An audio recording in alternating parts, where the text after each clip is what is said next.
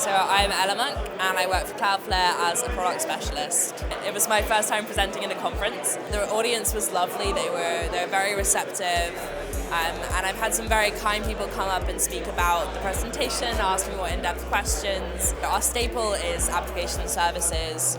We have layer 7 protection, DDoS, CDN. The place that we're moving towards is looking at the zero trust, the email security, secure web gateway, making sure that the endpoint access and access to internal resources is as safe and secure as possible.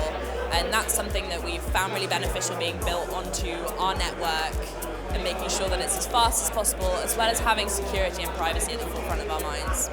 Attacks are increasingly common and increasingly detrimental.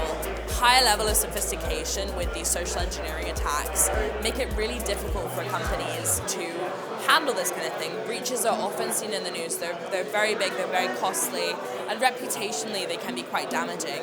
So making sure that there is infrastructure in place to help prevent against these attacks is super important to us. So we were running through an attack that we had experienced back in July of 2022, where we found that because we use our own services as security, it gave a really good example of how we can protect ourselves and how we can protect other people in the future, making sure that they have the ability to use hard keys in front of their internal applications that are both SaaS applications and on-prem applications, making sure they have that layer of security in front. So having that control over, endpoint security, making sure your end users are safe, I think is a real priority, and I think the amount of people here shows that security is at the forefront of people's minds, and it's incredibly important for both reputation and for preventing damages and cost damages.